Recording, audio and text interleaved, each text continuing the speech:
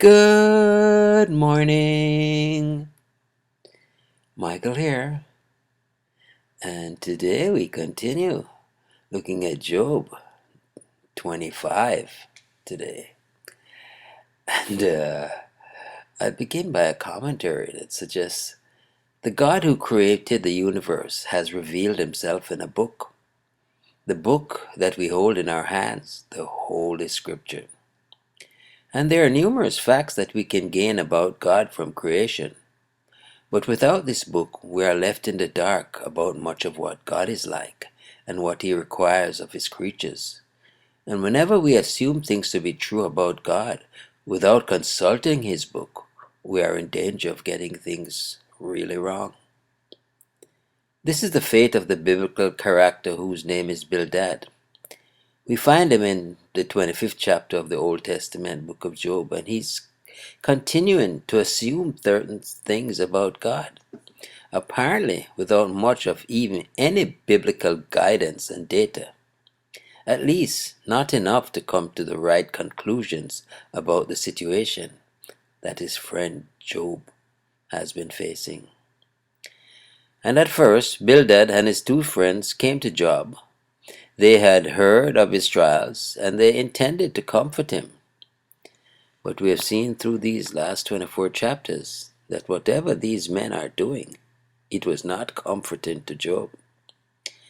And so Job has just finished chapter 24, where he was arguing that evil people oftentimes go unpunished in this life,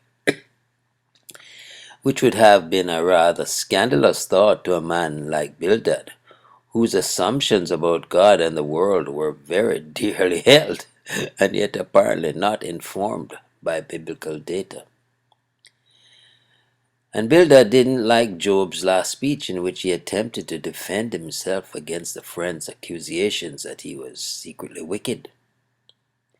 And so Bildad is going to speak out against Job for the third and last time in this book. The chapter reads, Then answered Bildad the Shuhite and said, Dominion and fear are with him. He maketh peace in his high places. Is there any number of his armies? And upon whom doth not his light arise? How then can man be justified with God? Or how can we be clean that is born of a woman? Behold, even to the moon, and it shineth not, yea, the stars are not pure in his sight. How much less man, that is a worm, and the Son of Man, which is a worm.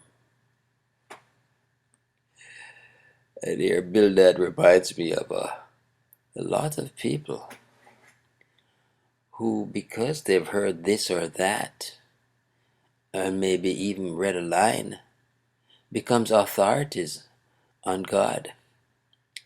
And they sprout these dynamic speeches, really hollow at its core, but because of their personality and their gift of gab, and they use phrases that sometimes are common among men, they make profound arguments and sway people to believe that they're knowledgeable and even good.